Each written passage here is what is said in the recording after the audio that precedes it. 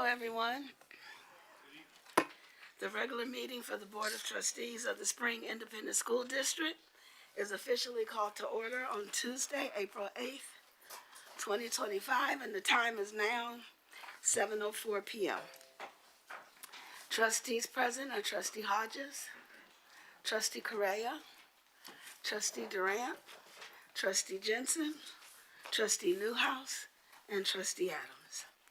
I'd like to ask everyone to please silence or turn off your electronic devices.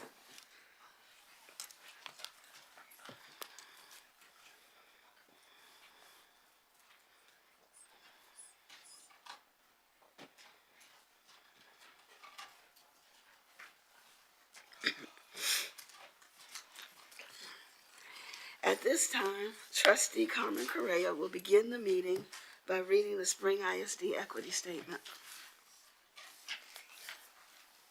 Spring Independent School District strongly believes in educational and racial equity as fundamental aspects of its core mission and purpose, embodied through any program, practice, decision, or action that affects all students, with a strategic focus on those choices and policies that most strongly impact marginalized students. We believe all students, regardless of their ability, cognitive, physical, or social emotional, ethnicity, language, race, religion, gender identity, and status, should have equitable access to opportunities, resources, support systems, and educational rigor in order to maximize their academic success and social emotional well-being. We believe every Spring Independent School District student is valuable and possesses individual strengths and characteristics that make our district a great place to learn and grow. Moreover, we seek to act on that belief, instituting policies and practices that value diversity, committing ourselves as a district to continued growth and development, and working to support the success of every student in all that we do. Thank you, Trustee Correa. Tonight's presentation of colors will be read by Trustee Adams. Thank you, Madam President. Tonight's presentation of the colors will be led by the Spring Leadership Academy Color Guard. The pledges will be led by LOTC Color Guard member Cadet Lionel Salgado. Carrying the Texas flag is Cadet Cadence Olive. The front rifle guard is Cadet Keziah Akrofi. The rear rifle guard is Cadet Sophia Salgado. The Spring Leadership Academy Color Guard instructors are Staff Sergeant Roy Simpson, Sergeant Dante Ricardo, Master Gunnery Sergeant Roosevelt Wilson, and Petty Officer Samuel Jackson.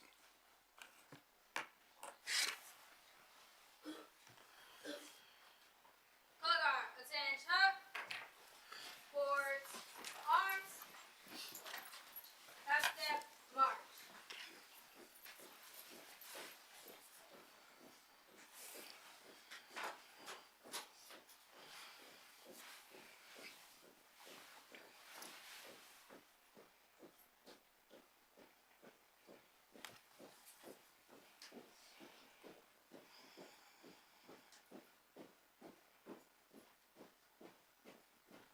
Mark time, march. Colors turn, march. And now please stand for the Pledge of Allegiance and the pledge to the Texas flag. Present, arms. I pledge allegiance to the flag of the United States of America and to the republic for which it stands, one nation, under God, indivisible, with liberty and justice for all. And now for the Texas pledge. Honor the Texas flag. I pledge allegiance to the Texas, one state, under God, one and indivisible. Forward. Arms. Color guard, hold.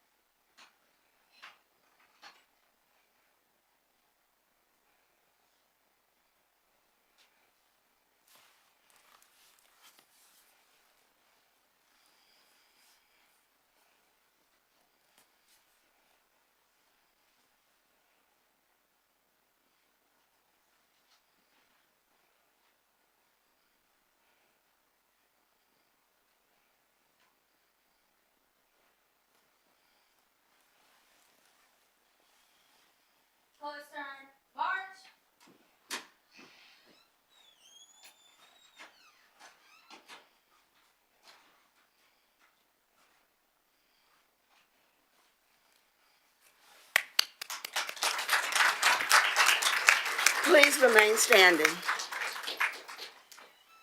At this time, I ask that those who are present, please quietly observe a moment of silence in your own way.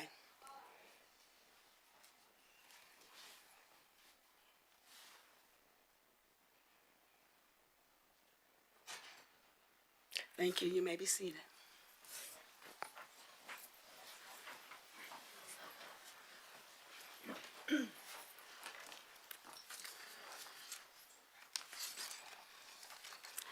Our next item this evening is our superintendent remarks, and I will now turn the meeting over to Dr. Lapita Hinojosa.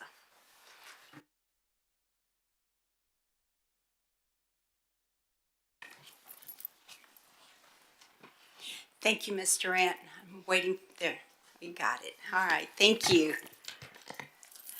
So, members of the board and all of the families, parents, students, staff that are here, good evening. So we do have quite a bit of things that have been happening in the district that we want to make sure and celebrate. One thing that's coming up, let's see. Oh, there it goes. Did I do it or did you all do it? I think you did it, Mike. Okay, it's all right. We'll do it together. All right, so first and foremost, and I know I see lots of students here and a lot of parents, we are just a few days away from our state assessment. And so want everyone to know, our families that are here and those that are watching us, April 14th, that's next week, we start our STAR exams. That's the state test beginning in 3rd grade all the way through high school. Now, we know all our students are ready, they're well prepared, their teachers have worked really hard with them, and so we want to encourage them and make sure that they know we're here to support them. So we encourage all of our families to help our students get plenty of rest. The very first thing, plenty of rest before the test starts. Next, we want to make sure that all of our students stay strong, stay positive, and also get breakfast. So parents, in the morning, you can, follow your routine, make sure they have breakfast at home and or come to school. We have free breakfast at all of our campuses. We want them to feel comfortable and be ready. Also, as I said, make sure that they are ready, they arrive early, and you motivate them, because I can assure you they're ready, but they do need to hear that support from you. Next, we have lots and lots of things going on. This is the spring semester. We have all the spring sports that have been going on. So first and foremost, we want to congratulate all of our Dekaney High School boys track and field teams. I mean all of them. The freshmen, the JV, the varsity, they all won 14-6A district championship. Yes, that's a big thing. That's a big thing. The freshmen at JV, that means we've got a lot of kids coming up.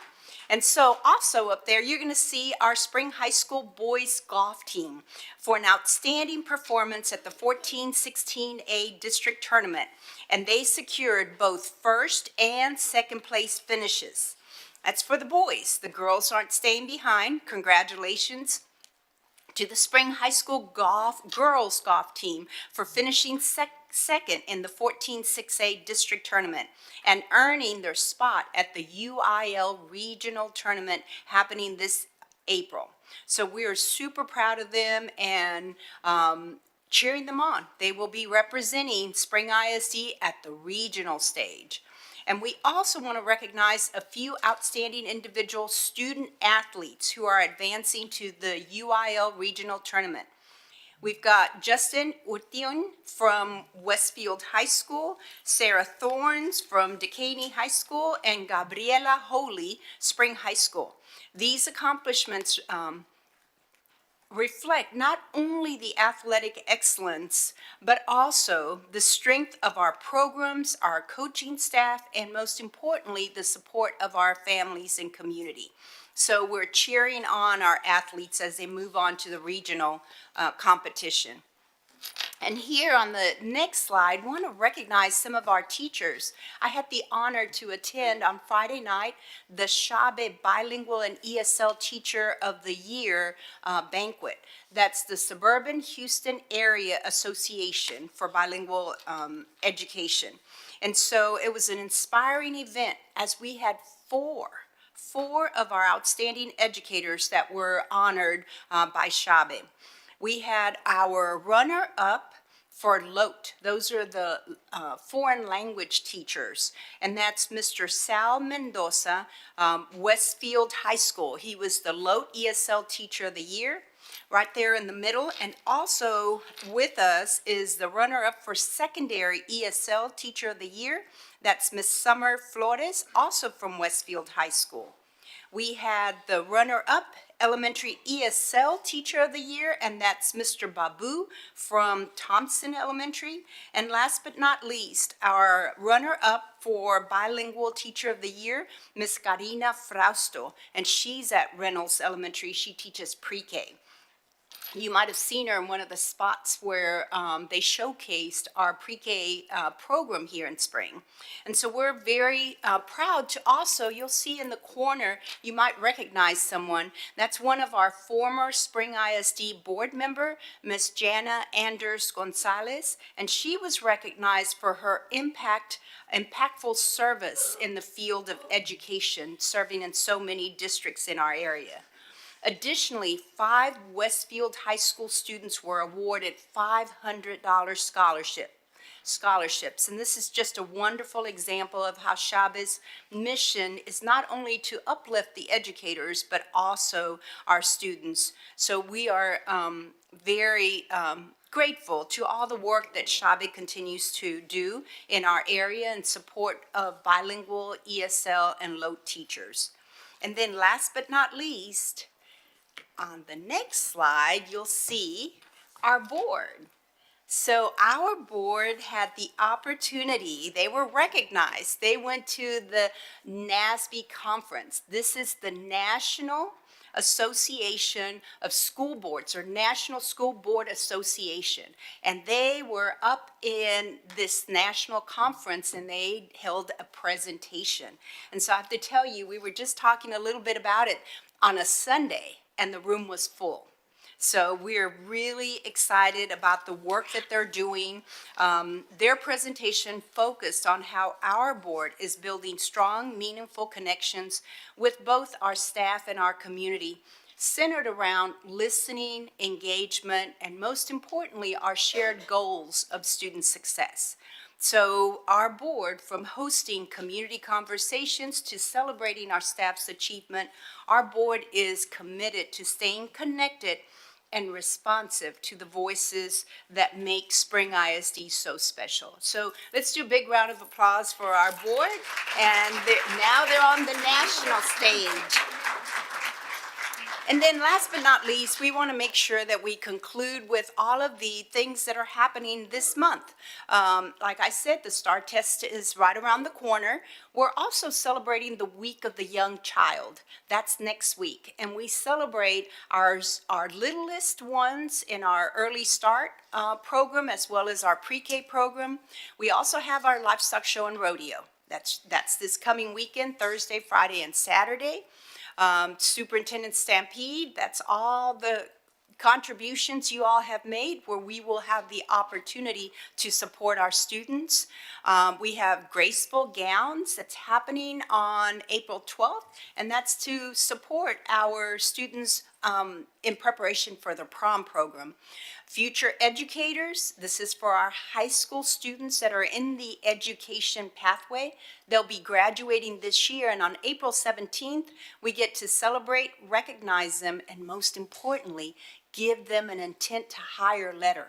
Meaning when they graduate from the university with their teacher certification, they have a job here in Spring ISD. Our mobile food bank continues. We had them out today, and they'll be out on April 22nd, and that's out at FACE, our Family and Community Engagement Building, on Ella, just on the other side of 1960. And just don't forget, we are still having our spring optimization meetings, and that's coming up, the last one on April 30th. So just lots of things happening in spring. Excited, Ms. Durant, to share with you all everything that we have. That concludes my announcements. Thank you, Dr. Hinojosa. So our next item is for trustees, for an opportunity for them to share with you anything that they've experienced over the last month. Trustee Adams? Thank you, President Durant. Speaking of the National School Boards Association conference, I had the opportunity late last month to attend the 7th annual Boys Empowerment and Leadership Summit. And I remark on that because, as I said to the young men that were there, this is an innovative opportunity that the district provides for our students to actually sort of experience what it's like to be an adult professional. We attend these conferences, we attend a keynote address, and then we self-select for professional development in areas that we want to improve ourselves. And that's exactly the kind of opportunity that the summit provides. The kids experience a keynote address from a speaker, and then various community members and sponsors contribute their time, donate their time to provide learning and growth in the areas of empowerment and leadership to our young people. We had the Girls Summit the 2 weeks before, and I was able to attend the Boys Summit. I want to congratulate the FACE department for putting together a really good program, and all the community volunteers and people that came out to support our students. Thank you, Trustee Adams. Anyone else? Trustee Newhouse? Good evening. I had the fortunate opportunity to speak with students today. President Durant, I had an opportunity to talk to your cohort students today. And do we have some outstanding students in our district? Today, in fact, I think I see some of them here. Can Will you you all please stand stand? up? Those that attended the Stand up. conference today, thank you. Thank you. My topic was on emotional guys can intelligence sit down. and self-awareness.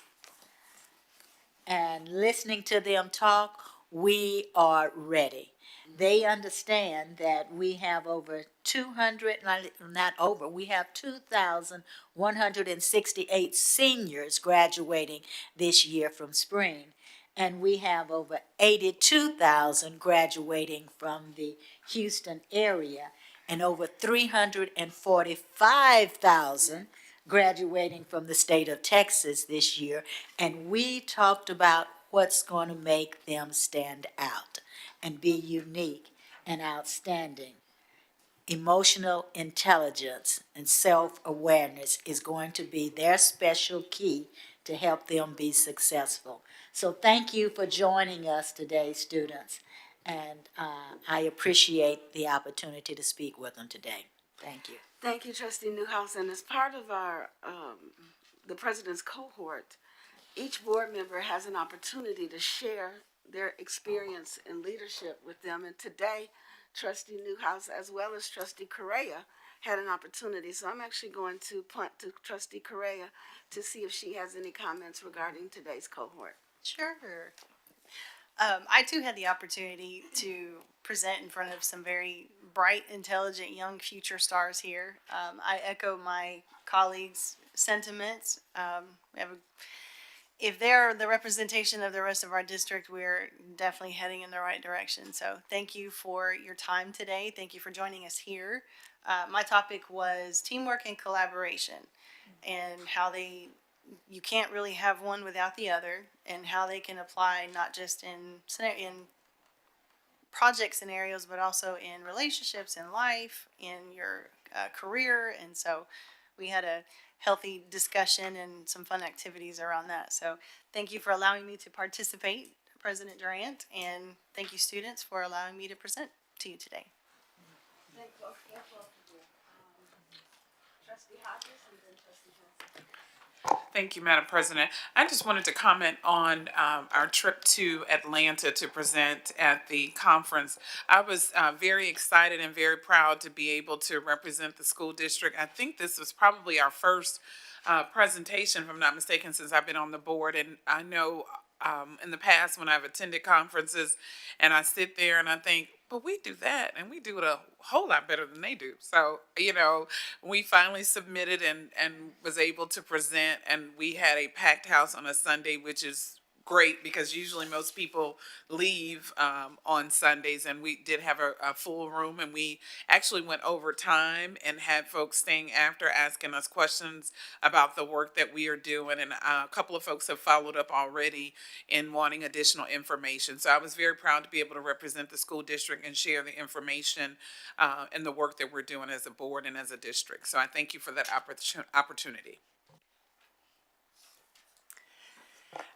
Two of the most exciting things I've done recently was the attendance matters visits to students who for some reason are not attending school.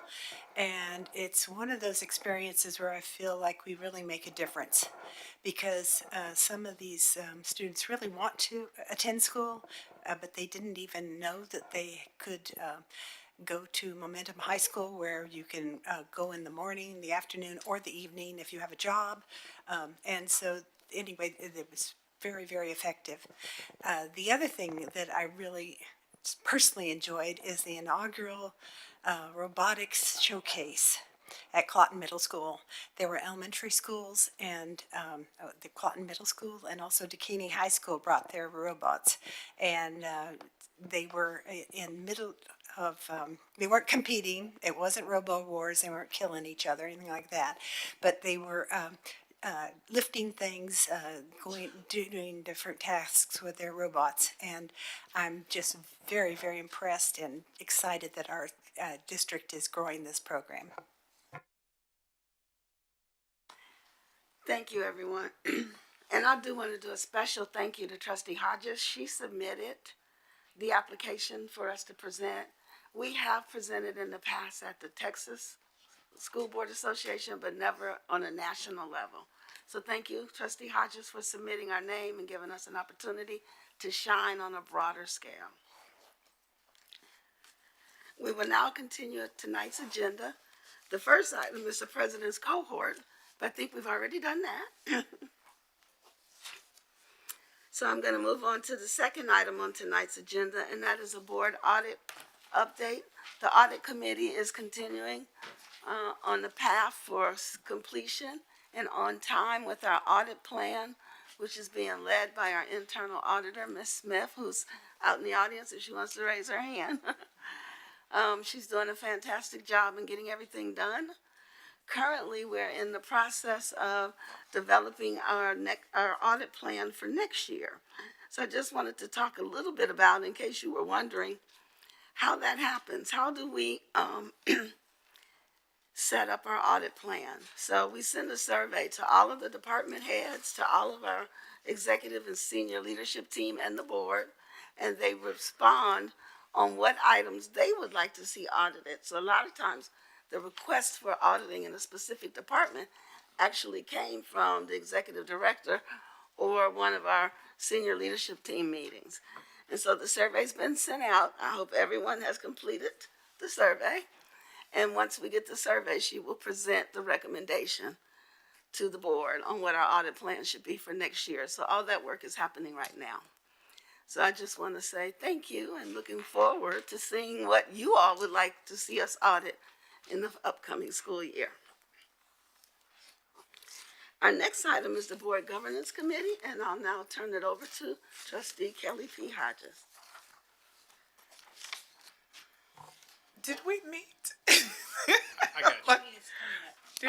Well, we Oh, okay. I was like, wait a minute. These meetings are coming so fast. I don't it got think abbreviated. There was some confusion, but we did have a very brief discussion, speaking of audits, about auditing board policy. Okay. And so We are beginning that process now. We have contracted with TASB. TASB is going to be sending somebody out to work with the administration to do a really thorough overview of our board policies, with an idea sort of towards removing things that are obsolete and updating us, and bringing us to current. So that was what happened with audit. Thank you, Trustee Adams. Thank you for your update. All right.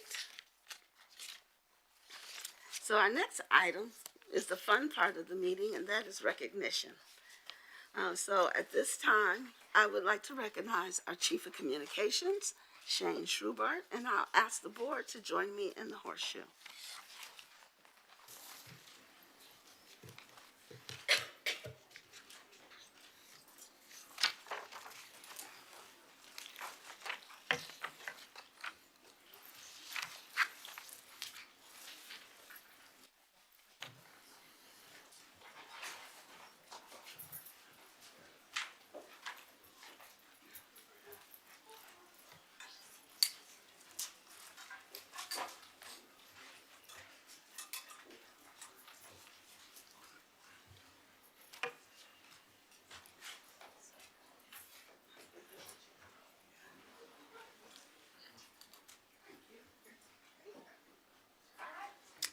Okay, Madam President, trustees, Dr. Ina host, and administration and audience. Tonight we are proud to shine a spotlight on the outstanding achievements of our young scholars who participated in the 2025 Elementary Science Olympiad and the dedicated students from Spring Early College Academy who organized and led the entire event. On February 1st, 11 teams from 7 of our elementary campuses gathered at Dekaney High School to compete in a day full of science, engineering, and problem solving. These students took on 14 STEM events, each designed to stretch their creativity, critical thinking, and collaboration skills. What made this year's Olympiad even more special was that every event was planned and run by a remarkable group of student leaders from Spring Early College Academy.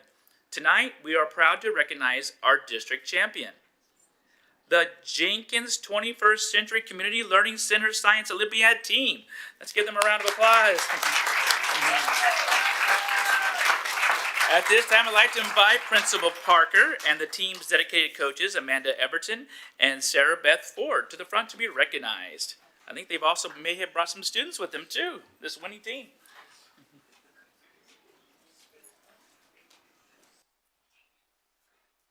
I'd also like to invite Elementary Science Curriculum Specialist Jonathan Kubelis if he's in the audience.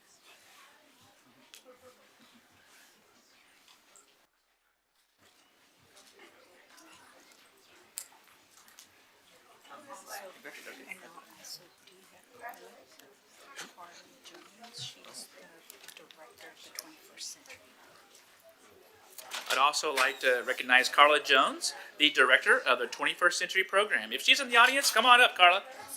All right.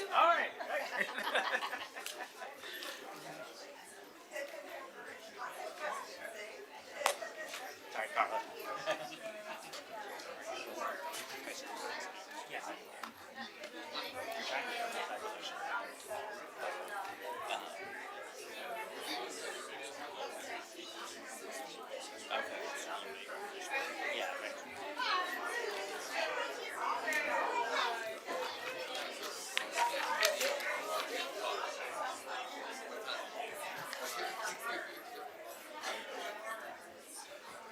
And Madam President, if you'll indulge us here, there's a couple of students from the Spring Early College Academy here that participated in this event. If they are here, Philip Gonzalez, Chris Coney, Haley Huang, Brando Zarcino, Natalie Hajicek, and Carlos Ponce. If you're in the audience, please come forward so you can stand behind these students as well. Thank you for putting on this event.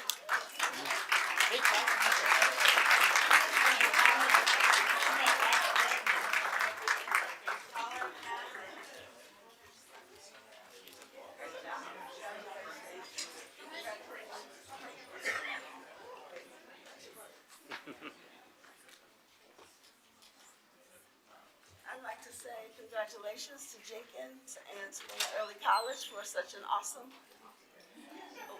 opportunity, and I'm real grateful for them, and I hope they continue to shine in everything that they do.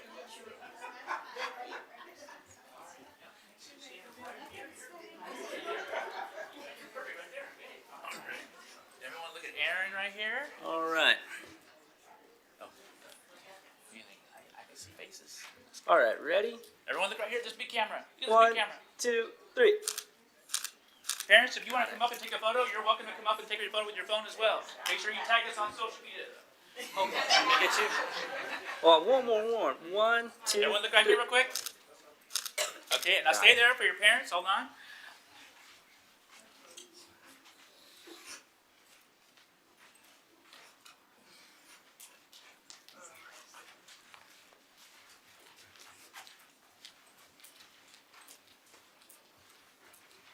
Those are the most important photos right there.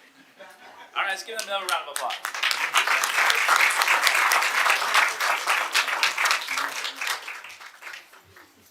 I heard you guys couldn't hear me well, but I was just congratulating Jenkins and Early College for such an awesome job and continuing in that success.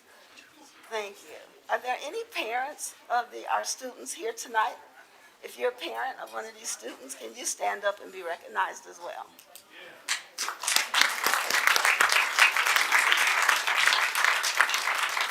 Congratulations. Hey, Madam President, I'd like to invite Dr. Joe Clark up for the next presentation.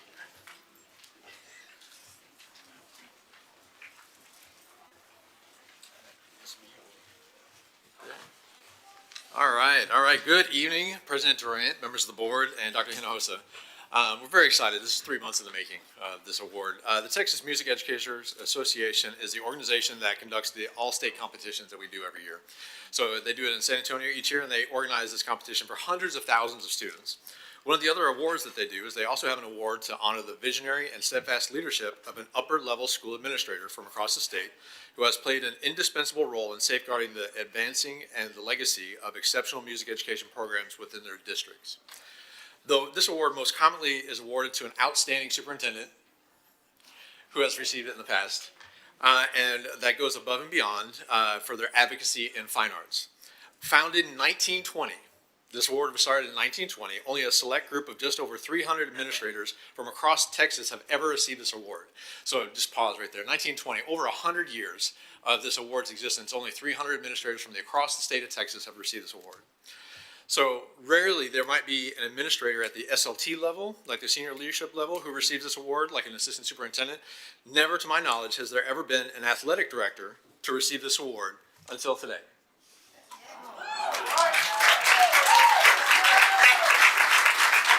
If I can add, I have a few more remarks, but if I can get Coach Oliver to join me up at the podium.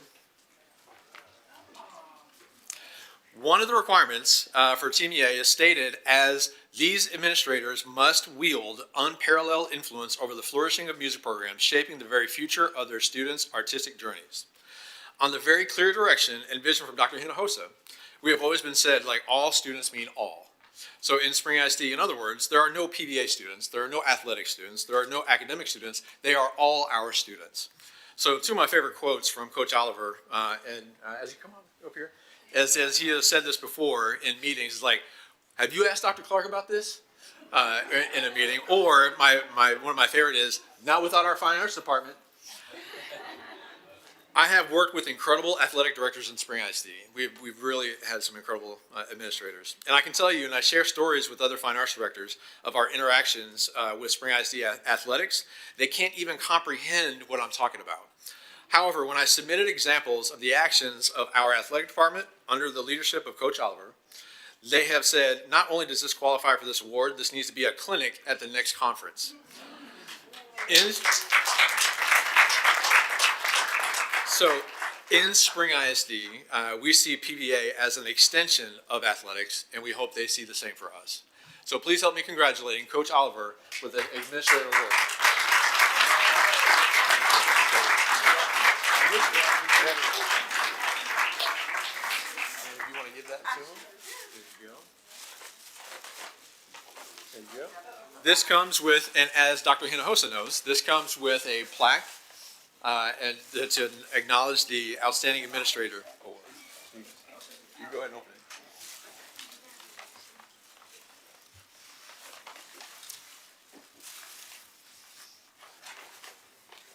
Very good, very nice.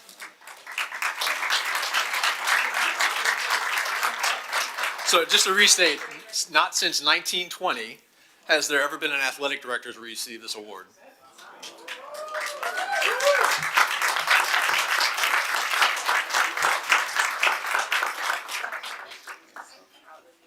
Madam President, we have one more award from the district. And Madam President, and if you have any remarks.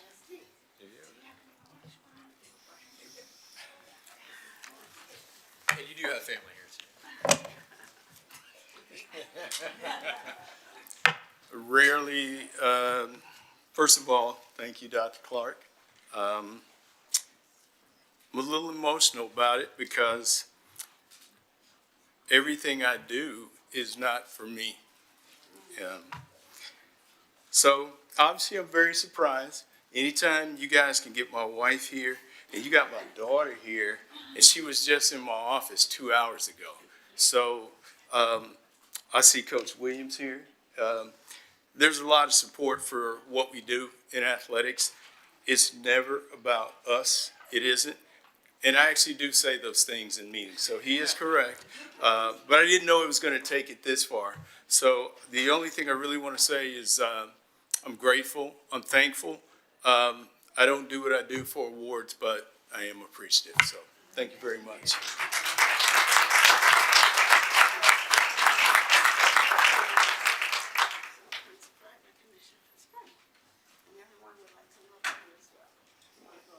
Okay. Thank you. Take this one too. And if we can get Coach Oliver's family up here too. Oh, perfect.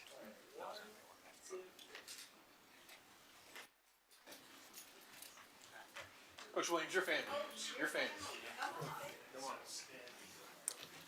We are so great. Coach Oliver said he is grateful and appreciative.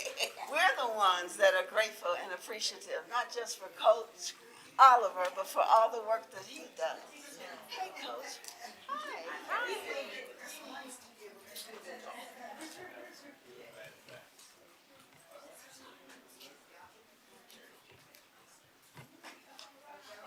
I kept a secret.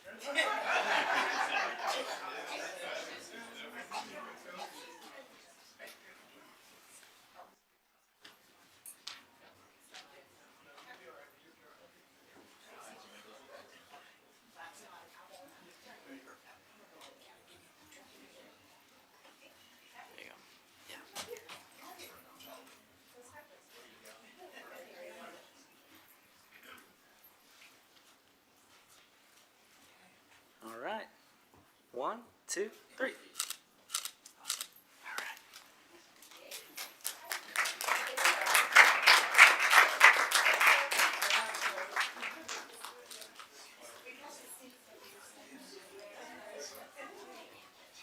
We also want to thank the Assistant Athletic Director, Jessica Gaines, for keeping all the secrets and helping coordinate all this too.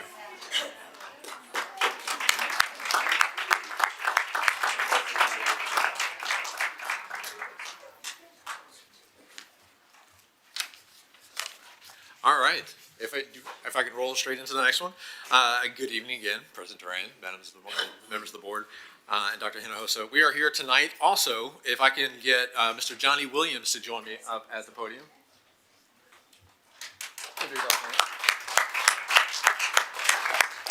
He doesn't know why we're clapping yet because we have also kept this a secret from him too. I told them all they had to be here for Coach Oliver's presentation, which they do, but also Johnny didn't know he was going to be recognized tonight too. So we are here tonight to celebrate our very own Johnny Williams, the coordinator of Arts Integration in Spring ISD. We have all seen Mr. Williams in the spotlight as well as behind the scenes supporting our students and our teachers with every breath in his body. And now recently the state of Texas was privileged enough to see what we get to see every day here in Spring ISD. So he is also, I'm going to tell you a little about him, he's also the tip of the spear for our arts integration in Spring ISD. In fact, he's coming from a meeting tonight with his campus representatives right now. He had a meeting tonight with his coaches where he's coaching the campus arts integration liaisons on every single elementary campus to cater them to coach them on arts integration and literacy at the K-2 level. So we have one teacher that he coaches on every single campus in Spring ISD to target K-2 literacy to help improve all academic academics across the district. Mr. Williams was not only an award-winning and incredible theater director at Wells Middle School for over a decade, he is now a certified judge of UIL one-act plays in Texas. So everyone, when our contests go off to be adjudicated in other places, he also judges all of the plays. But it doesn't stop there. The Texas theater adjudicators and officials selected our very own Mr. Williams to sit on a distinguished panel of judges that adjudicated 8 plays over 2 days at the state conference this year. So he was recognized for his service with an award this year at this year's conference. It just goes on, and I can't tell you enough about Mr. Williams and how much he means to the Performing Visual Arts Department, and we could not function without him. So thank you for letting us congratulate him. Please help me congratulate Mr. Johnny Williams.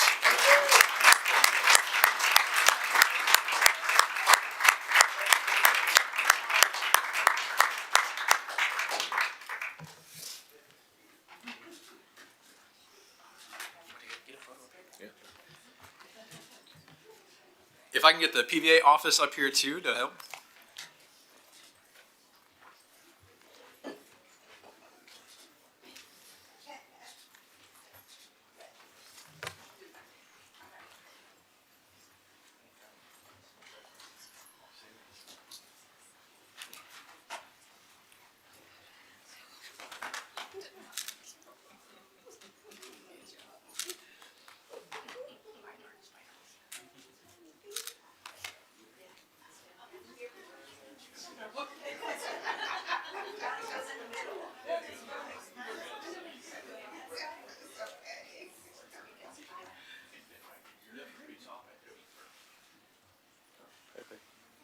All right.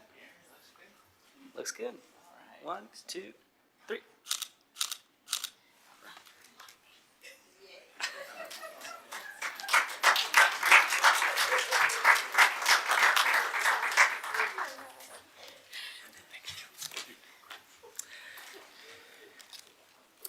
We now want to take a moment to spotlight a program that's making a profound difference in the lives of students across the world, and especially right here in Spring ISD.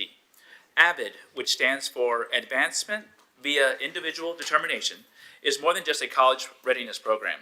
It's a system of support that helps students develop the academic habits of life skills as they need to succeed, not just in school, but in college and careers. AVID places a strong focus on writing, inquiry, collaboration, organization, and reading, all while building a culture of high expectations and support. It's about ensuring that every student, no matter their background, has access to the tools and opportunities they need to reach their full potential. Across the world, thousands of schools participate in AVID, but only a small, elite group is selected to serve as national demonstration schools. These model campuses show what it is truly possible when the AVID system is implemented with fidelity and purpose. Tonight, we are proud to share that Spring Early College Academy has officially joined this elite group. They have been named an AVID National Demonstration School, placing them among fewer than 200 schools worldwide. Of those 200, only 2 are early college schools. This honor speaks to their commitment to equity, academic rigor, and student success. It's a reflection of the hard work and heart that Principal Guidry and her amazing team put in every day to support students. At this time, I'd like to bring forth and congratulate Principal Guidry and her staff.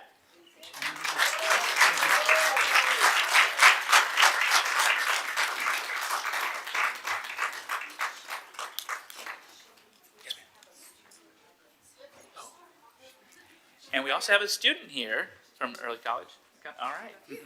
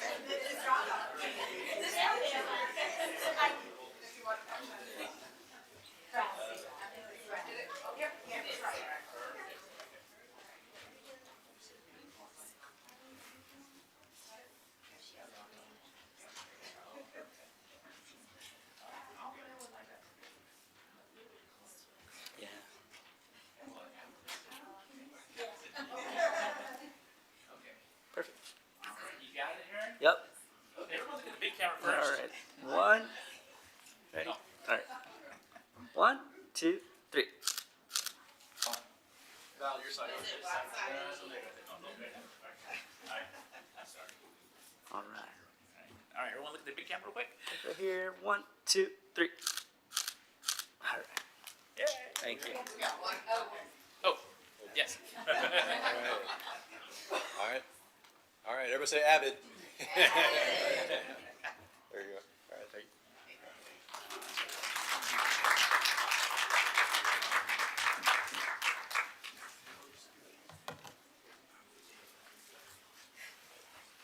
At this time, I'd like to invite to the podium our General Counsel, Ms. Jody Kinnemer.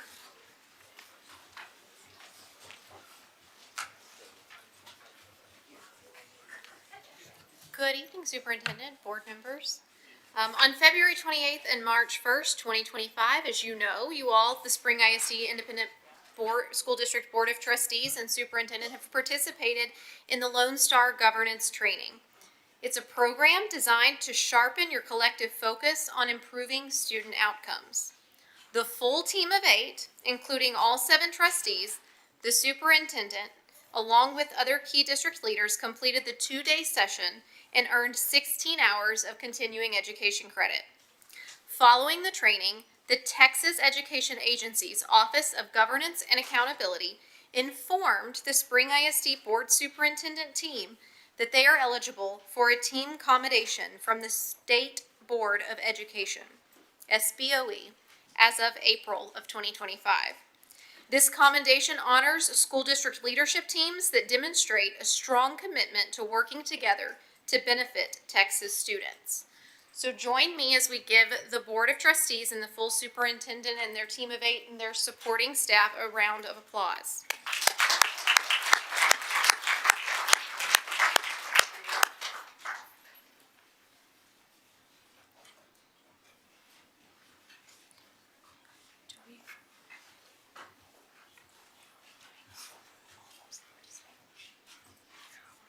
If those administrative team members that joined in the Lone Star Governance Training would also stand, we're going to get a picture with you guys as well.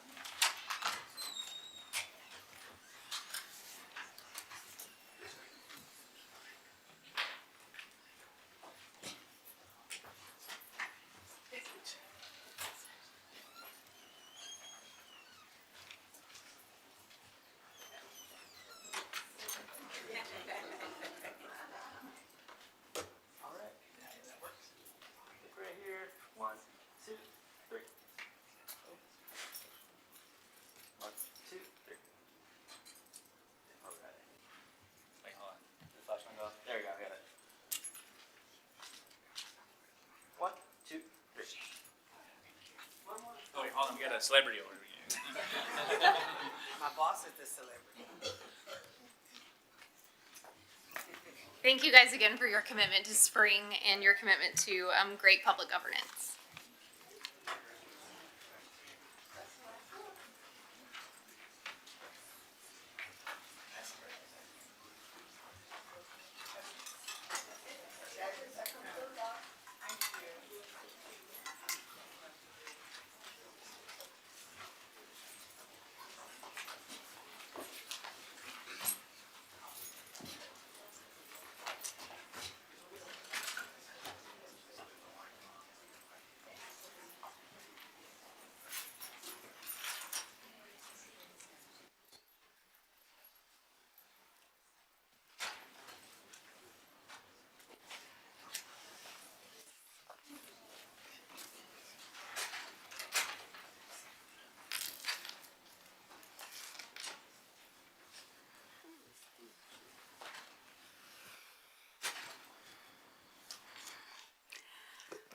I'd like to thank everyone, and as the board seeks to continue our certification as a Lone Star Governance, LSG Lone Star Governance Board, it's a lot of hours and a lot of work, but we've been putting in the time to make sure that we are operating in a way that the state would implement us participating in the best way. So I didn't know if everyone knew what LSG was. but Lone Star governance boards are appointed by the state. And so we're really excited to have completed our first 2 days training and received our certificates.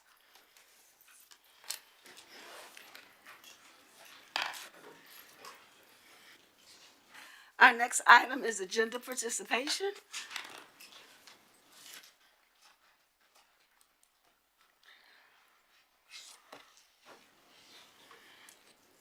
The following item allows members of the public an opportunity to speak on agenda items prior to being considered by the board.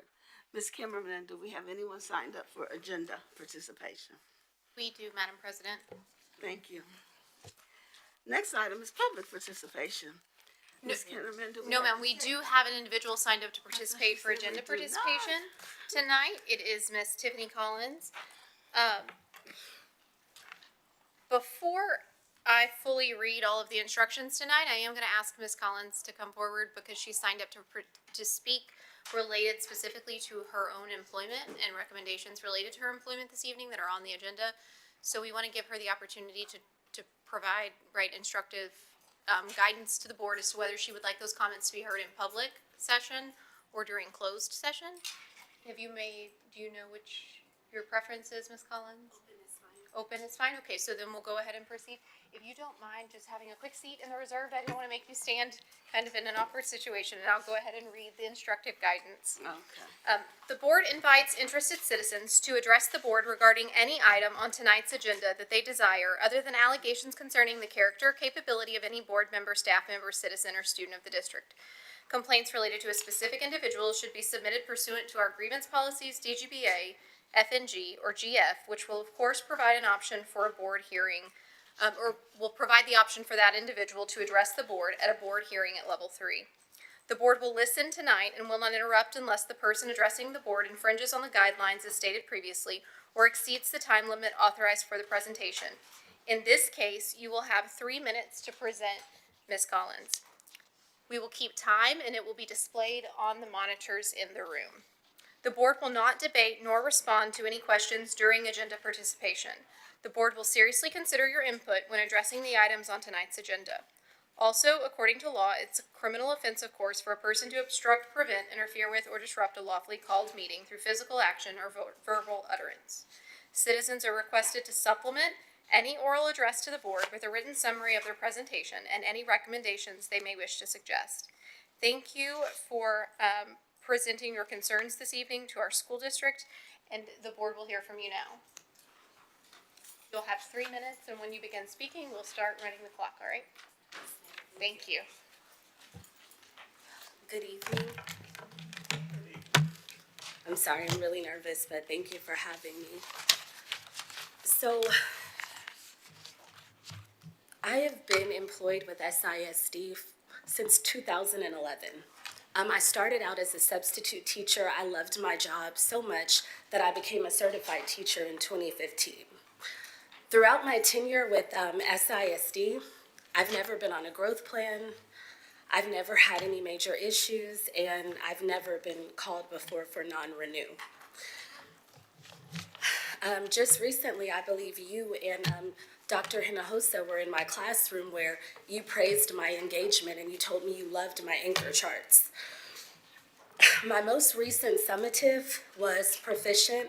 I was praised for my ability to basically see what my students needed and differentiate accordingly. I was praised for being on my feet, and I wanted to read a brief snippet from that summative. It says that I demonstrated strong content knowledge. I was able to adapt my instruction to meet all student needs. I used real-world examples to help my students connect learning to their actual experiences. I used clear, encouraging, and adaptive communication strategies to guide my students through tasks and provide feedback. My questions prompt and help students self-reflect and seek clarification.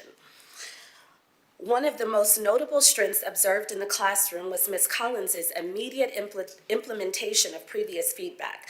The shift in her instructional approach and classroom setup demonstrates her commitment to both personal growth and student success. So the reason why I am up for non-renew is solely based around attendance. I have several documents I would like to give to you guys. I'm on FMLA. I was notified on September 27th that my FMLA documents expired in December, even though I was told that they were good from, September through June. I was notified September 27th. My doctor submitted new paperwork on April the 4th. I do have proof here tonight of my new paperwork that covers me from December through June of this year.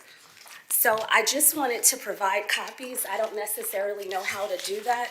I did print 10 of each item in case you guys are interested, but I wanted you guys to see the clear picture that even though there are absences that are listed in my file when you guys do have your closed session, I am on FMLA and I've been on FMLA. Ms. Collins, with those copies, if you'd like those to be presented, you could leave those here with us at the table and we'll make sure those get back to the board. There's 10 of each copy, Okay. and they're right there. And I don't want my FMLA document to be part of the open record, so I am taking that one. Okay, that information would not be part of the open record, even if it's shared with the board in closed session, because it's specifically related to your employment and your health information. It's also on file with Ms. Keela Bean in HR. Okay, so you're asking that the board review the information on file? I don't know how For this works. FMLA? Would you like me to leave it? I'm sorry, I don't know. It's up to you. So I will assure you that if it is left and the board chooses, and they review it in closed session, that information will not be publicly available. Okay,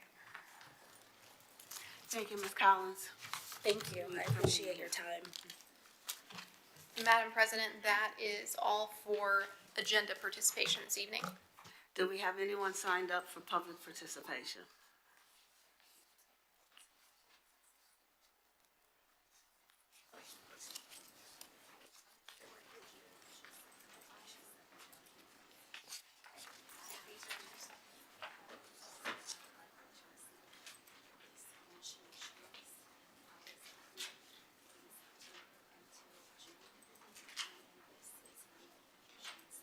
Ms. Kennerman, let's move on with the meeting and then we can discuss her paperwork afterwards.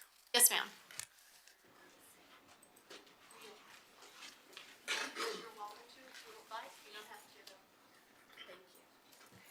Yes, ma'am. So for public participation tonight, we have two individuals that have signed up, Mr. Thomas Avila and Ms. Lakeisha Menifee. We'll begin with Mr. Avila. Of course, the board invites interested citizens to address the board on any subject that they desire other than allegations concerning the character or capability of any board member, staff member, citizen, or student of the district. The board provides an opportunity on the agenda for citizens to address the board, and we welcome your participation. Again, complaints related to a specific individual should be submitted pursuant to the grievance policies DGBA, FNG, GF, which will provide for an option for the grieving individual to address the board at level 3.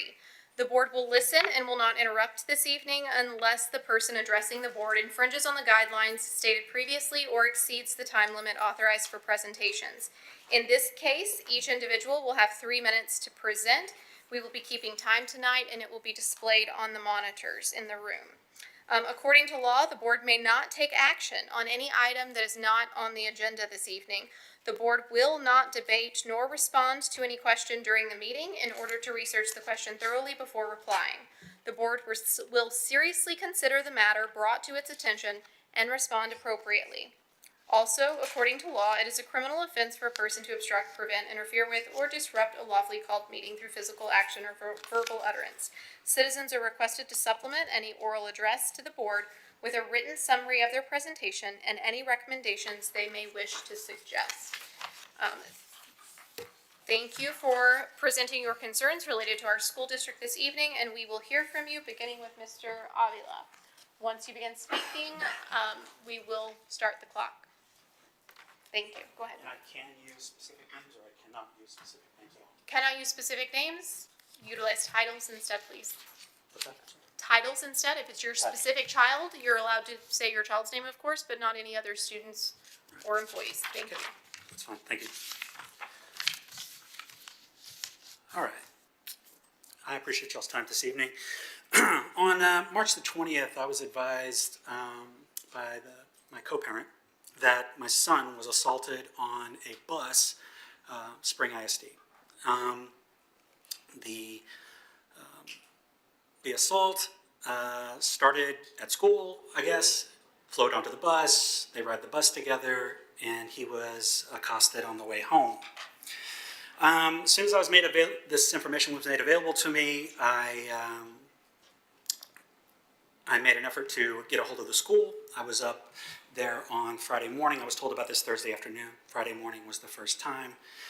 I tried to meet with the school administrator at that point. Nobody was available at that time. It was very frustrating considering I sat in the lobby for 30 or 40 minutes. It was not just me. There were other parents waiting, but apparently there was nobody to talk to. We were told to make an appointment, and I left my information in order to schedule that, and didn't hear anything back on Friday, hadn't heard anything as of Monday morning. So Monday morning, I was back in there, another 30, 40-minute wait. I was also told that no one was there that could speak with me, and in fact, only the head principal could speak with me.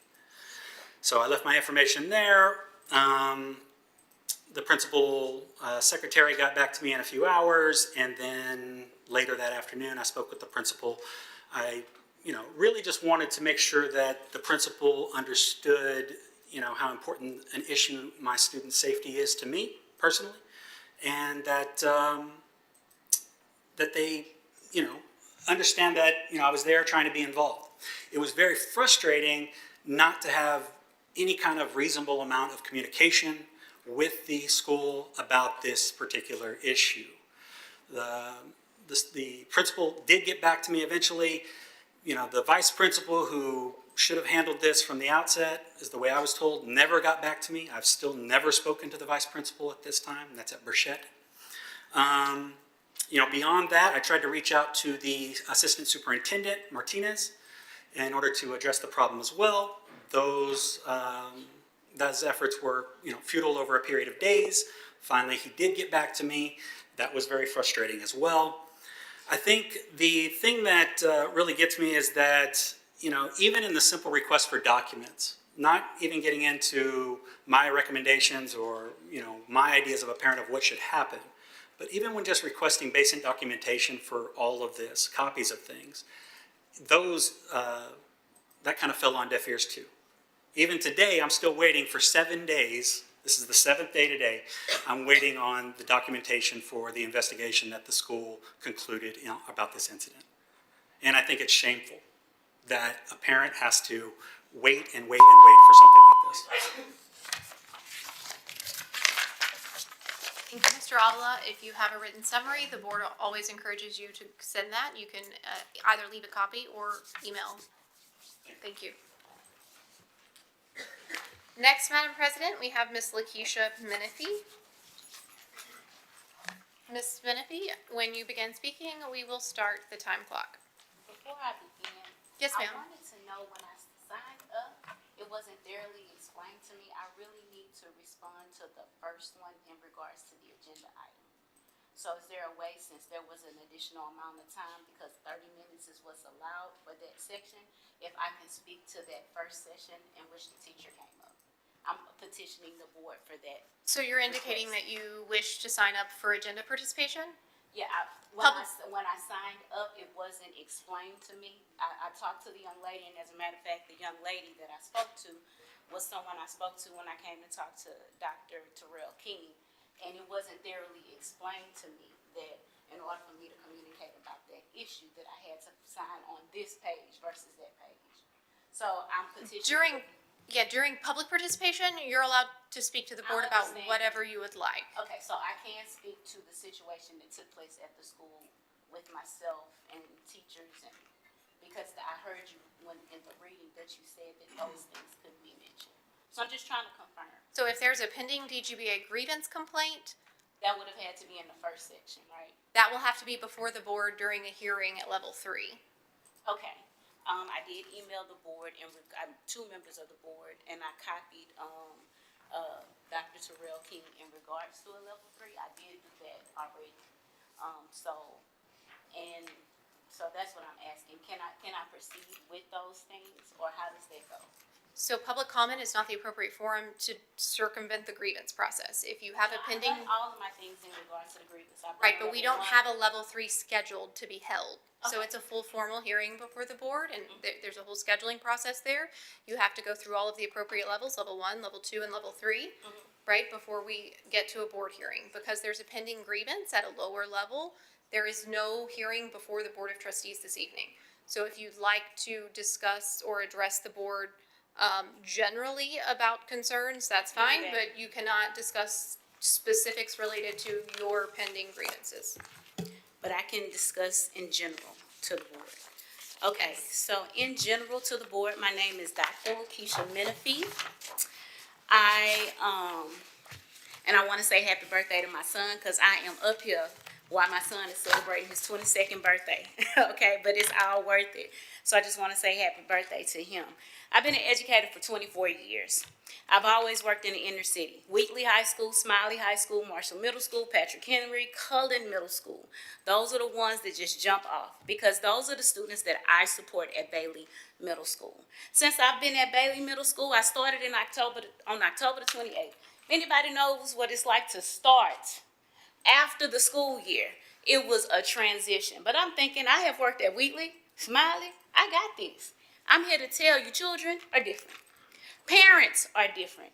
Nevertheless, the passion to support the students that I serve persevered. While I've been at Bailey, I have taken scores for approaches on the benchmarks from 23.16% to 76.767%.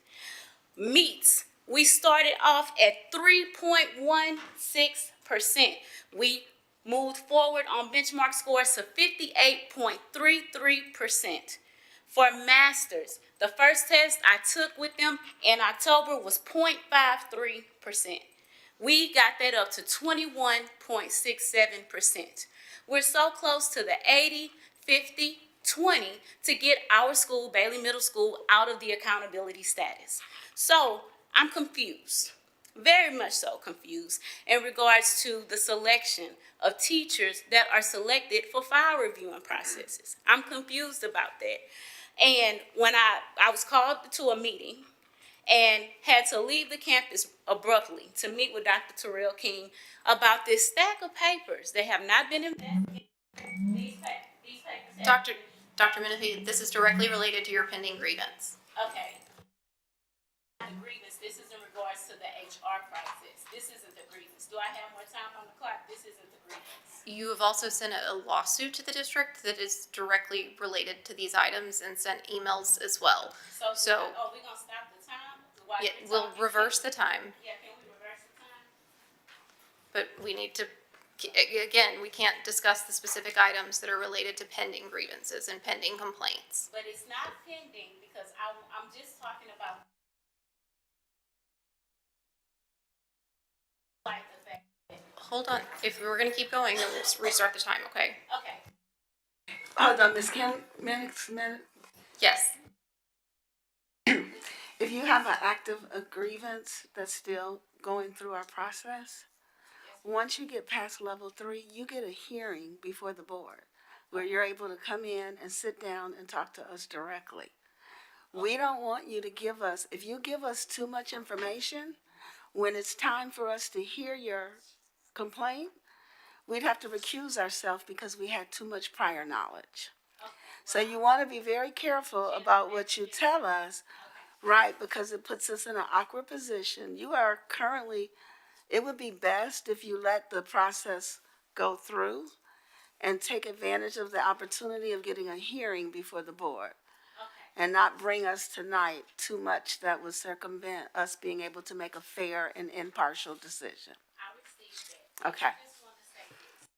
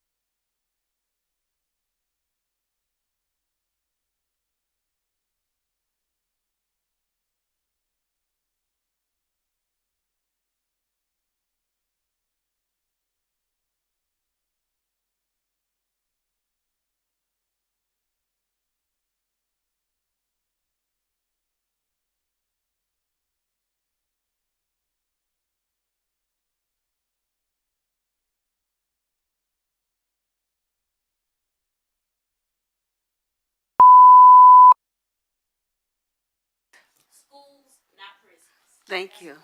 Thank you.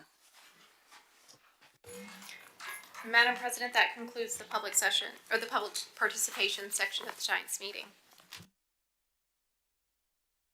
Thank you, Ms. Kennerman. So at this time, the Board of Trustees is going to recess this open meeting and go into a closed meeting in accordance with Open Meetings Act, Section 551.071, 551.072, 074, and 076. No voting will take place in the closed meeting. Any action the board wishes to take as a result of the discussion in our closed meeting will take place after we reconvene in open session. So we are now going to adjourn into closed session.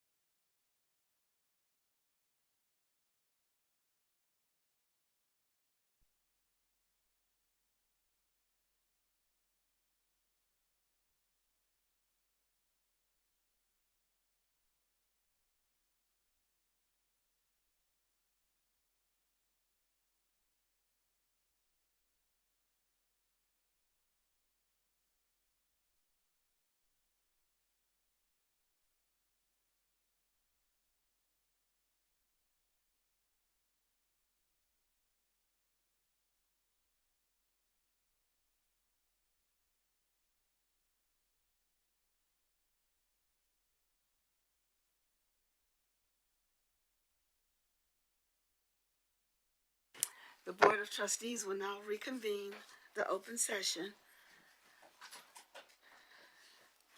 The time is now 10:10 p.m. Our next item on the agenda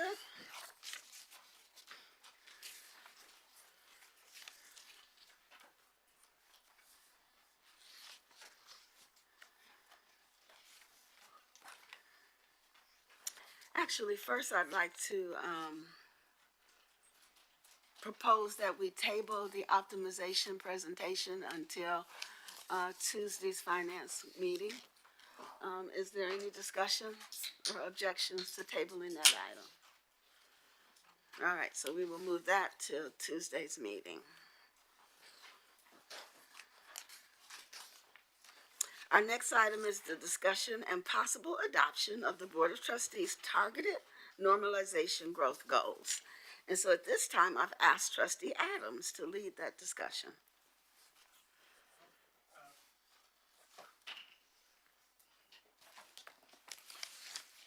So we don't, I thought we were going to have something for me to write on to demonstrate the formula. We've decided in accordance with Lone Star governance to adjust the way we set our district goals. And so we have had for the last several years a goal of increasing our third grade reading and math and our CCMR goals by a certain percentage. And I guess when we set that percentage, we just sort of ballparked an idea that sort of sounded good. And what Lone Star Governance has helped us to realize is that there's a more intentional way to set those goals.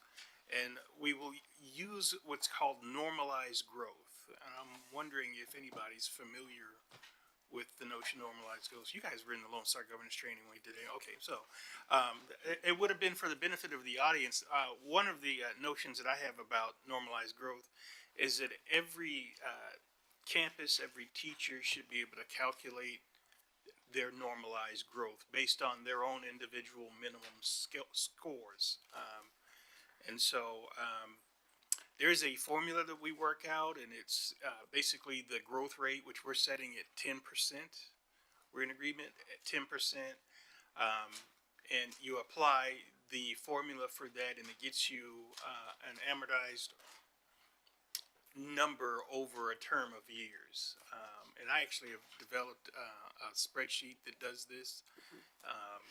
And Trustee Adams, perhaps we can demonstrate it at the work session next month. I'd be happy to do that. Yeah. If I give somebody give me a marker or a chalkboard as I used to use. Okay, we'll be ready for that. Do that. Thank you. So at this time, I will entertain a motion to adopt the Board of Trustees' targeted normalization growth goals. President Durant, I move that the Board of Trustees adopt a revised 5-year goal related to student outcomes based on targeted normalized growth and requiring each student to make an annual academic progress at a rate of at least 10% of the individual student's possible academic progress for the applicable school year. Second. There's a motion on the floor made by Trustee Jensen and seconded by Trustee Correa. Is there any discussion?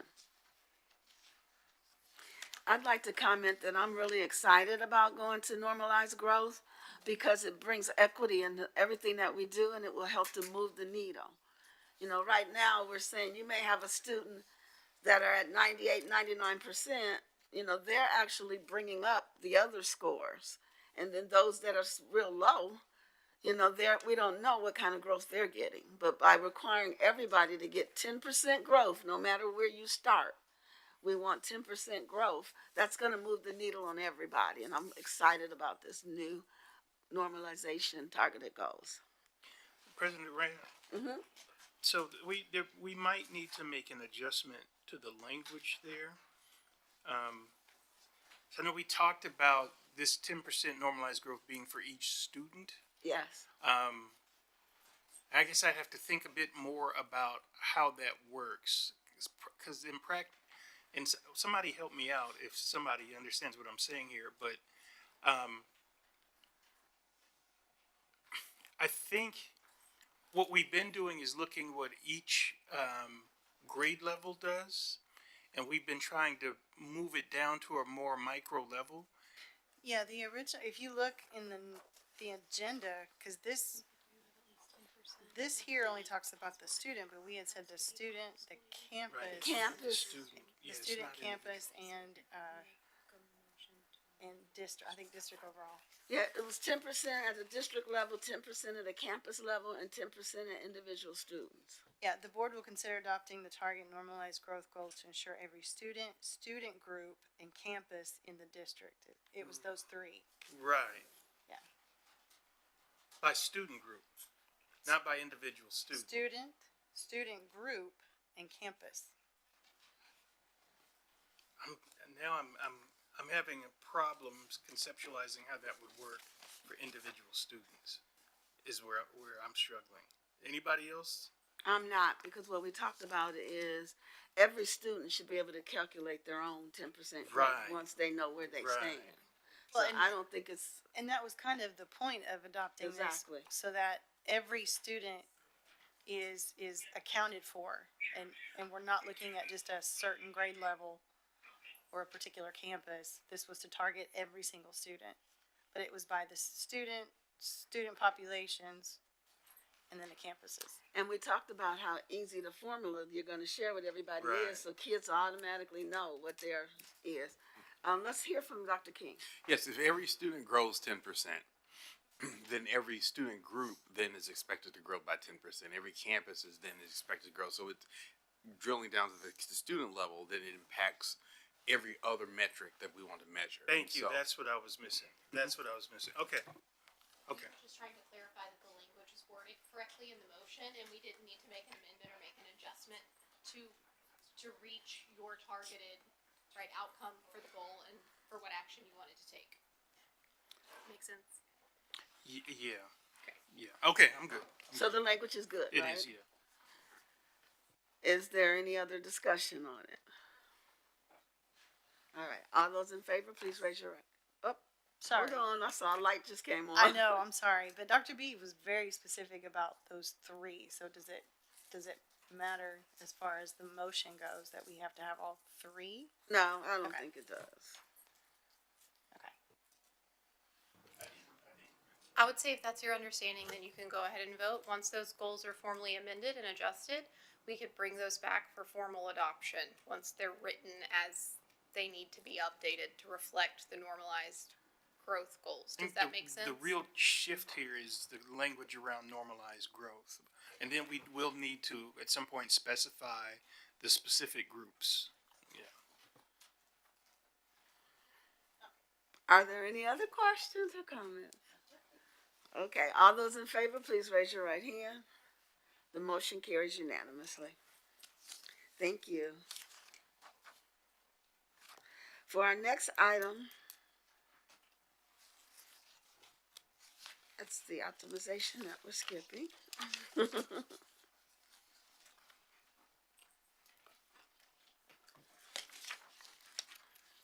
So our next item is a public hearing and possible approval for the Spring ISD 25-26 instructional material adoption. At this time, I'd like to recognize our Chief of Academics and School Leadership, Dr. Craig Cuellar. Thank you, President Durant and esteemed members of the board and Superintendent Hinojosa. As we heard our presentation last week, a segment of our stakeholder committee presented the recommendation to the school board of the adoption of our core curriculum for 25-26, which would be the Bluebonnet Mathematics Curriculum, K-8, as well as Algebra 1, and also with the recommendation for our Tier 2 and Tier 3 Intervention Supplemental Learning Resource, which would be Accelerate Learning, also Mathematics, K-8, as well as supporting Algebra 1. At this time, I'm asking the board for their formal approval of the recommended resources as stated at last week's work session. And President Durant, as we do know that we have to conduct and hold a public hearing before the board takes a formal vote.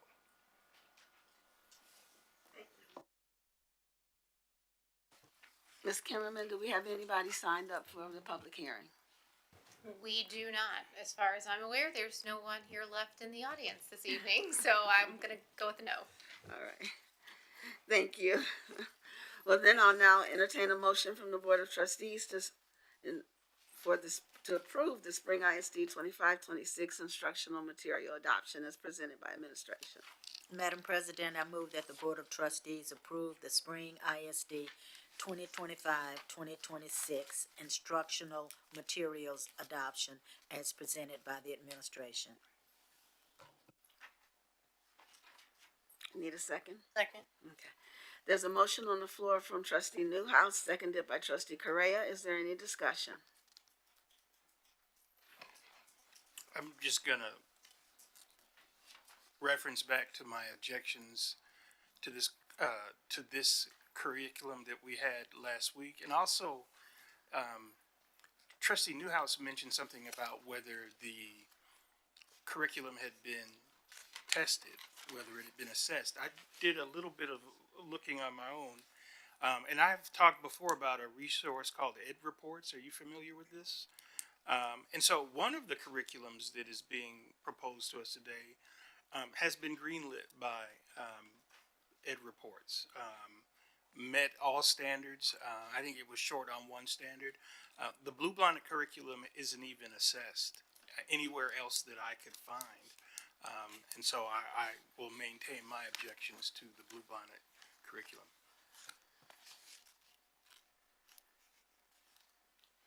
Any other comments? Okay, hearing none, I'm going to call for the vote. All those in favor, please raise your right hand. Those opposed?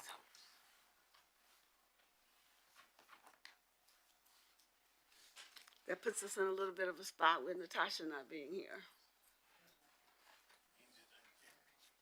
The motion fails at this time.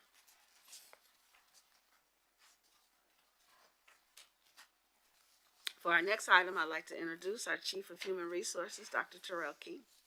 Good evening, President Durant, Dr. Hinojosa, members of the board, senior leadership team.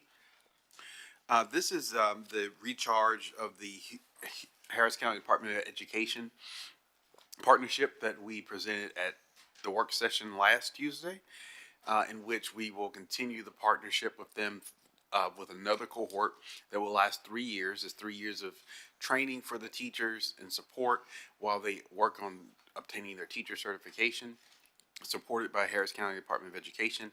This cohort is being funded through the Houston Endowment, so it's at no cost to Spring ISD, and will yield us certified teachers. And so requesting approval of this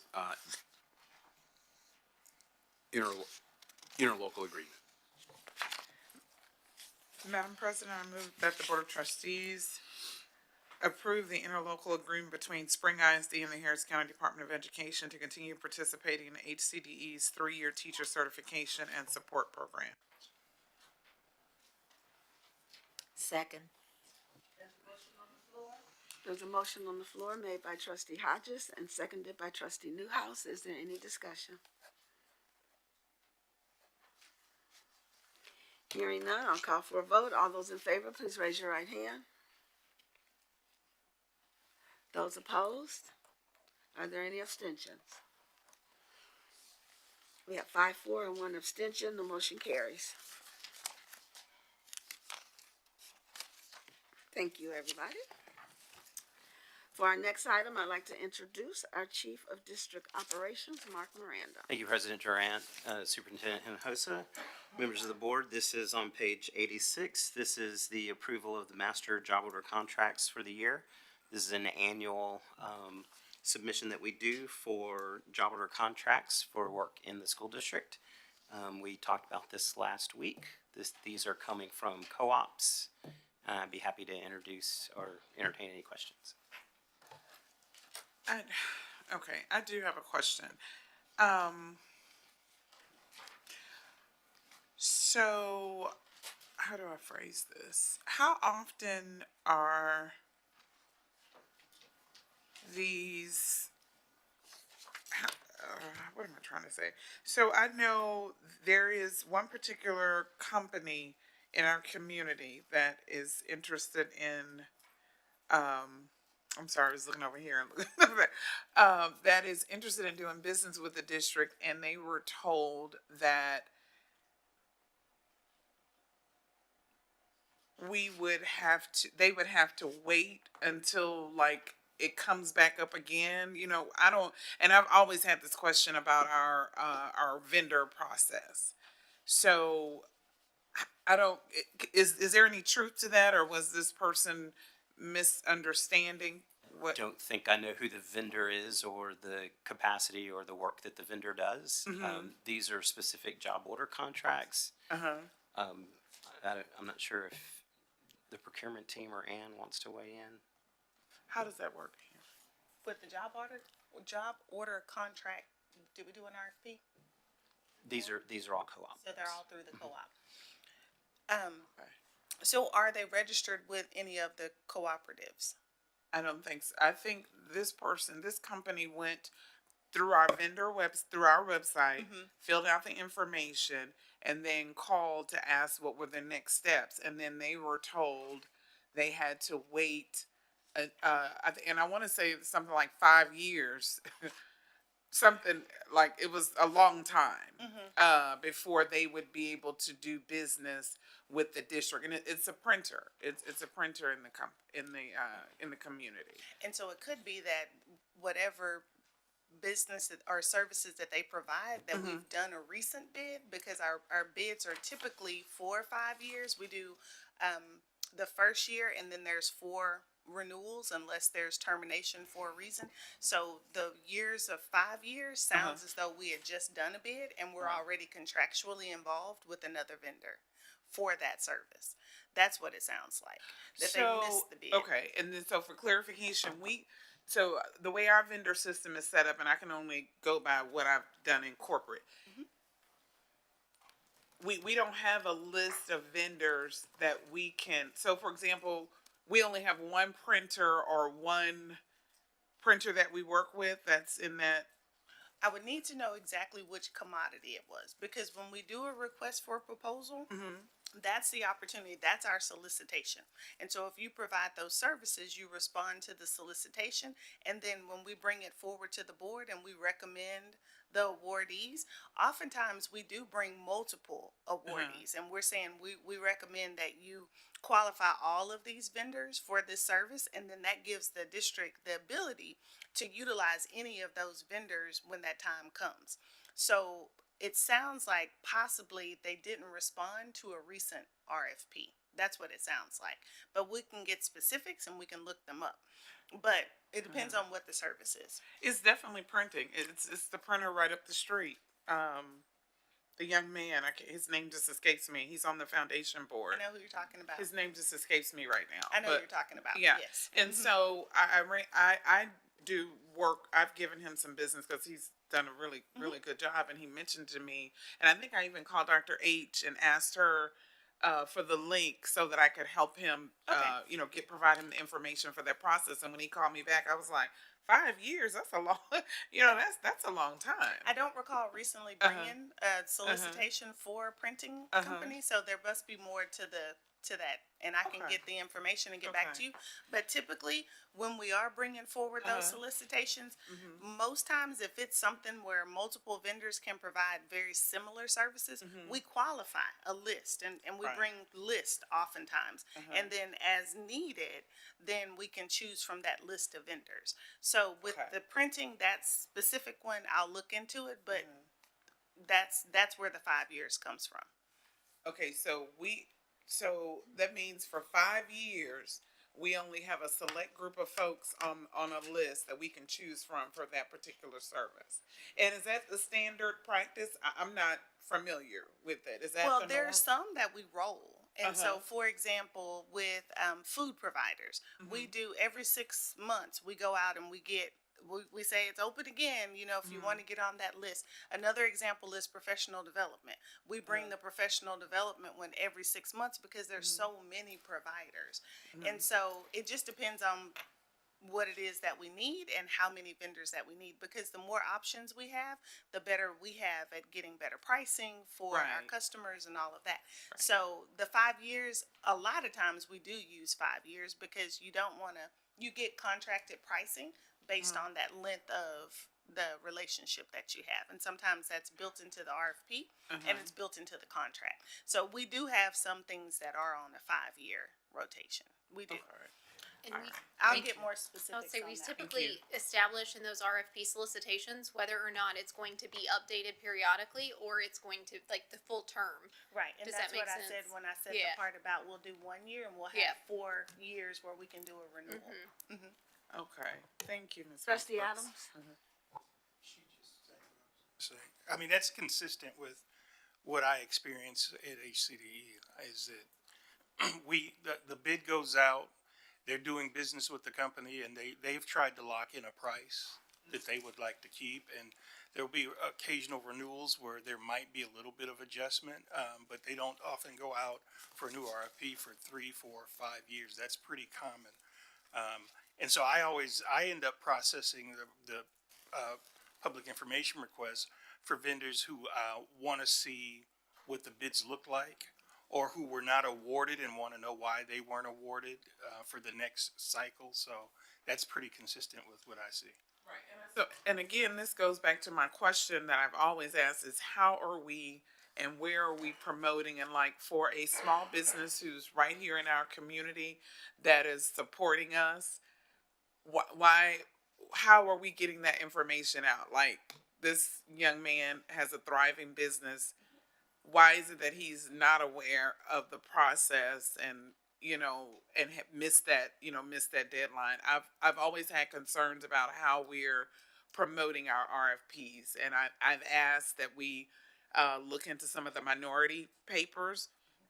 Some of our smaller businesses may not be able to afford an advertisement in the Houston Business Journal, so we need to kind of think outside the box. If we're asking our community to support us, we need to be able to support them in that capacity. And when you register with the Doing Business with Spring ISD website, when you say that I'm a printer, whenever we do a solicitation for printing, we're going to send it directly to the communication that you said. If you put an email, we're going to send that directly to you, telling you that that solicitation is open. That's why the registration is so important, because we send it directly to you. You don't even have to go to the newspaper to find it. Yes, and I'll get more information about him. Okay, so we're actually still in discussion from a motion on the floor. Is there anything else? Any more questions or comments? I'm gonna go ahead and call for the vote then. All those in favor, please raise your right hand. Are there anyone opposed? Any abstentions? There are 5 for, 1 abstention. The motion carries. Thank you. Thank you.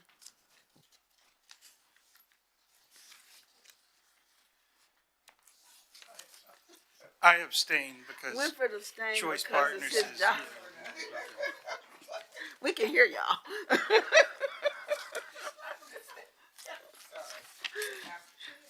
Our next item is the consent agenda. I'll now entertain a motion to approve or adopt the items on tonight's consent agenda.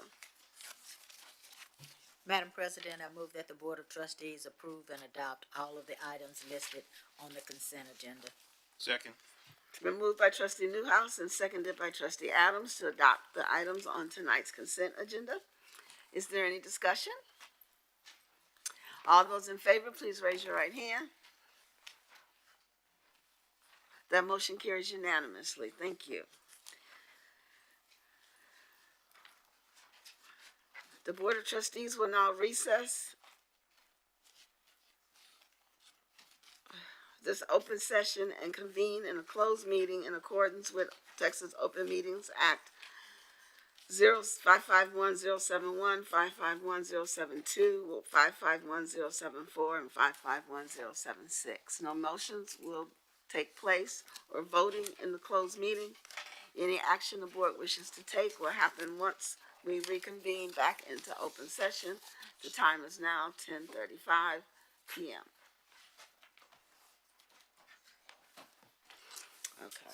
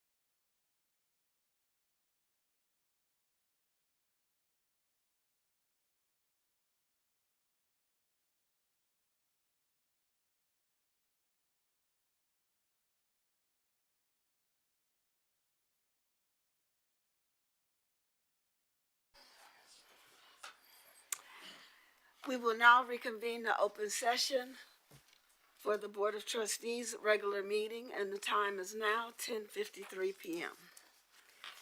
Our last item on tonight's agenda is closing remarks, and I'll turn the meeting over to Dr. Hinojosa. Thank you, President Durant, members of the board, and the leadership team here. I wanted to let you know that I have given notice to the board of my intent to retire, to resign from Spring ISD effective June 30th.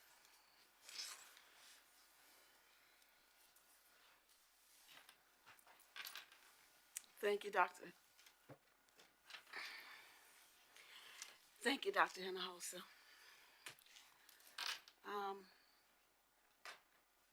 We'd like to thank you for your dedication and your service to the district. We really appreciate your hard work, your commitment to our students, in the time and the tenure that you have been here. We're going to take a motion. Are there any other comments? Beautifully said, President Durant. Your dedication to all the students of Spring ISD has just been amazing. You know, when we ever go to a event with you, there are so many parents and students who come up, and you know them and they know you, and you just have been a marvelous people person. Trustee Adams. I think Debbie just said everything I wanted to say. I want to thank you for your years of service and just really say how much I appreciate your hard work and your dedication to the students in Spring and your commitment. Thank you. Dittoing the other members. It's obvious your love for students and your love for the community, your love for the district. It has been shown millions of ways throughout the district.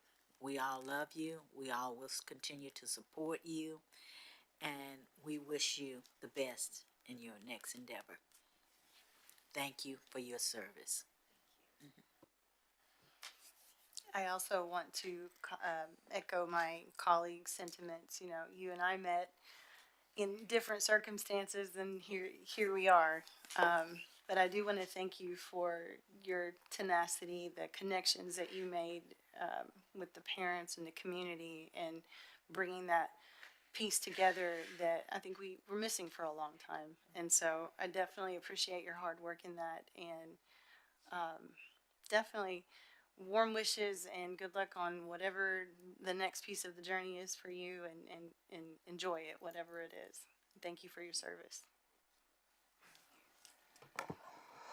Well, Dr. Hinojosa, it has truly been a pleasure to work and serve with you in the community. And like Trustee Correa, you and I met under some other circumstances, but and you've always been helpful and guided me in the right direction, particularly as it related to acclimating my nephew who is intellectually disabled.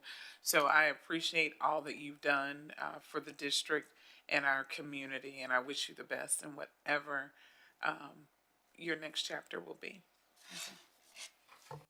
Thank you all so much. And you all know, I think, you know, this district is my district. 10 years, and, you know, aligning ourselves every single day with our core values, and that we do everything first and foremost for our students. And that is who I am. And we make all decisions in the best interest of our students, my students, you know.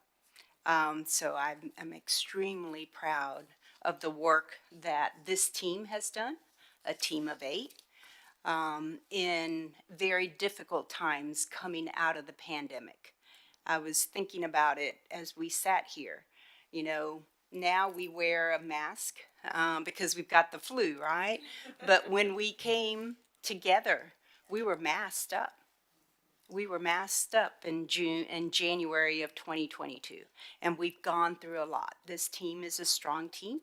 Our senior leadership team is a strong team, and always putting kids first. And so I'm extremely proud of all the work that we have done as a team of 8, and then as a team of 7 with SLT, and then all together now starting our Lone Star governance journey. And so I know that this district is poised to achieve greatness because of our 33,500, not 34,000 yet, but you'll see the projections. There, we are turning that around, and I'm extremely proud of the work that we have done. We will get communications out to the community tomorrow. We have something prepared already, Shane, so I'll just pass it on over to you guys, and we'll get it out to the community mid-morning. Okay? All right, thank you. Thank you. Thank you, Dr. Hinojosa. So at this time, we will move forward with our motions from closed session. Madam President, I move that the board accept and approve the superintendent's notice of retirement effective June 30th, 2025, and authorize the district's attorneys to finalize a voluntary retirement agreement on the terms discussed in closed session for the board's approval effective April 8th, 2025. Second. There's a motion on the floor by Trustee Adams to approve the superintendent's resignation and seconded by Trustee Correa. Is there any further discussion? All those in favor, please raise your right hand. The motion carries unanimously.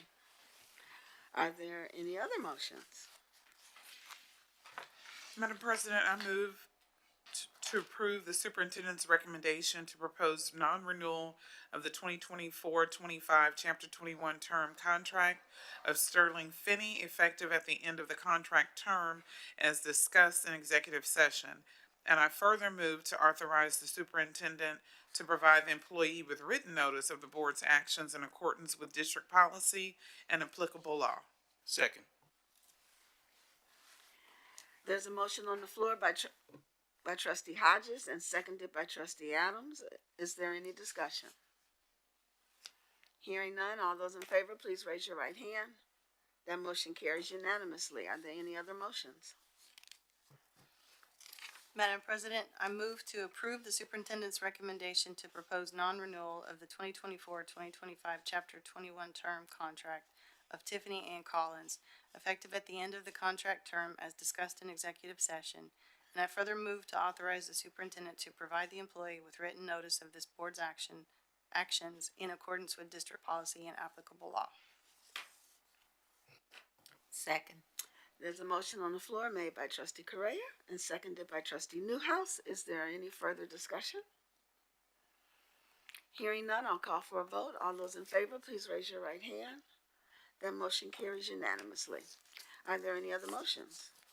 Madam President, I move that the board enter into agreement granting Harris County a traffic signal easement on the Decaney High School property for the installation and maintenance of a traffic signal at Imperial Valley Drive at Doubletree Glen Drive, and further move to authorize the superintendent and or her designee to negotiate and execute said agreement.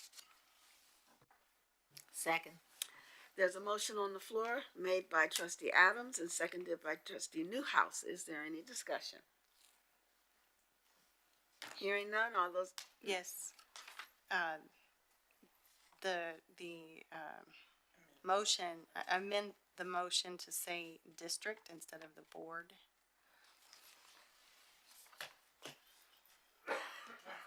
Winford, you said board. You said I move that the board enter into an agreement granting Harris County. Do you accept that amendment? Yes. Okay. All right. Any further discussion? All those in favor, please raise your right hand. That motion carries unanimously. Are there any other motions? Hearing none, I'll entertain a motion to adjourn. Madam President, I move that we adjourn tonight's meeting of the Spring Independent School District Board of Trustees. Second. It's been moved by Trustee Hodges and seconded by Trustee Correa to adjourn tonight's meeting. Is there any discussion? All those in favor, please raise your right hand. Motion carries unanimously. We adjourn tonight's meeting at 11:02 p.m. Thank you, everybody.